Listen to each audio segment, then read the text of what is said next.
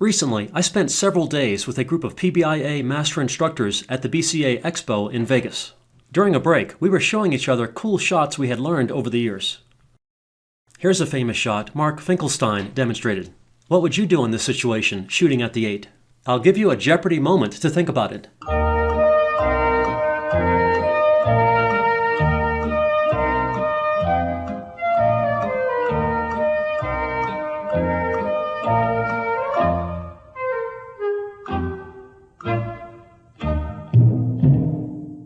Here's the famous answer. Did you think that was possible? In this video, I look at the shot more closely and explore some interesting and useful alternatives.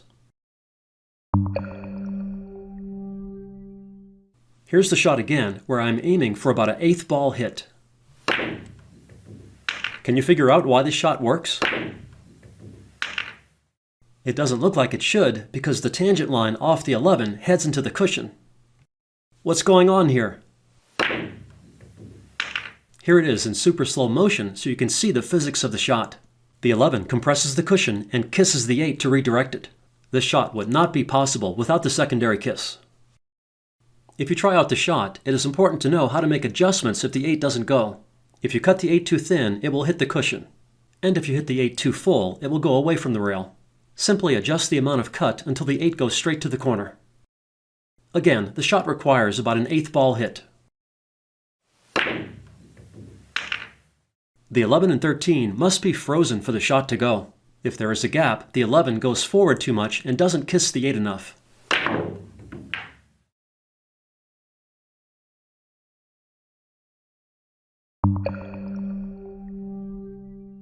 Here, the 3 frozen balls are stripes instead.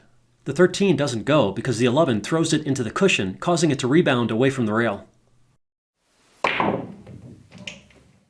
But if this were a proposition shot, where the goal was to make both the 9 and 13 on one shot, you can make it work with a little spit.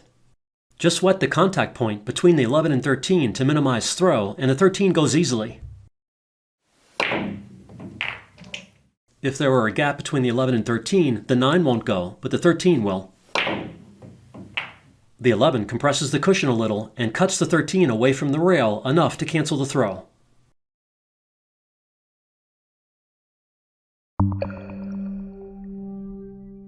Now let's look at some shot alternatives, starting with ball and hand options. First, it is not possible to pocket the 8 directly into the corner. Even with a near miss on the 11, the 8 heads too far from the pocket. Here's my best attempt at trying to throw the 8 in with side spin.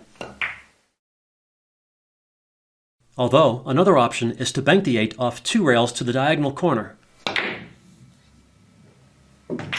Leaving the cue ball above the 11 and 13 limits the opponent options a little in case you miss.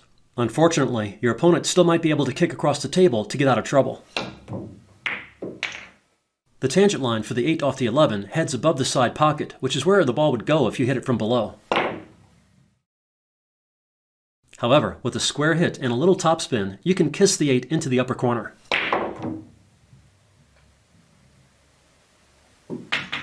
And if you thin the 8 with fast speed, you can compress the cushion and redirect the 8 to the side.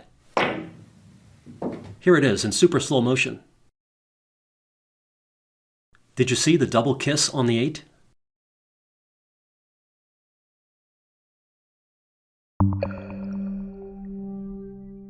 Here, shooting stripes with the 8 in the middle instead, an option is to bank the 13 cross corner.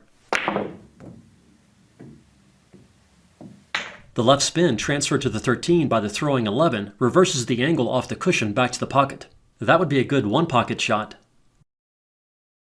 The 13 could also kiss off the 11. Or combo the 11 in.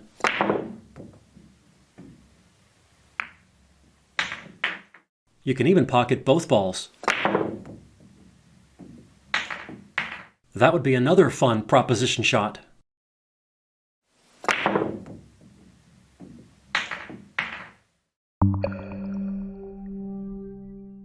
As we saw before, the 11 and 13 need to be frozen for the 8 to go. With a gap between the 11 and 13, the 8 doesn't go. However, the 8 doesn't need to be frozen to the 11 for the shot to work. You just need to create the same 8-ball direction as before, with the 8 hitting the 11 fairly full.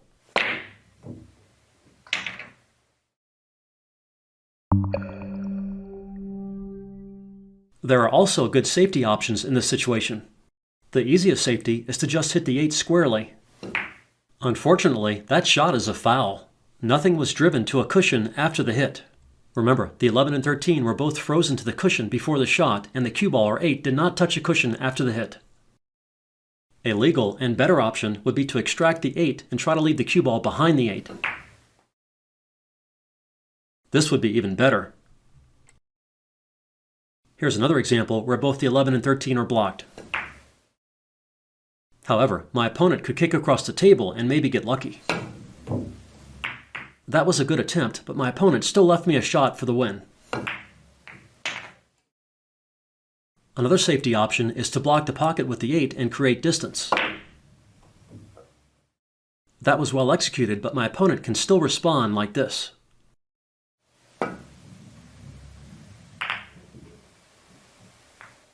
That was hit well, but I still have the out. If you are attempting to pocket the 8, a good two-way shot option is to send the cue ball up table like this. That's probably the best approach if you are faced with this shot in a game situation.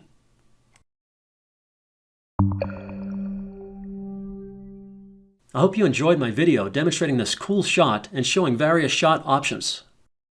Give all the shots a try. And good luck with your game from Dr. Dave.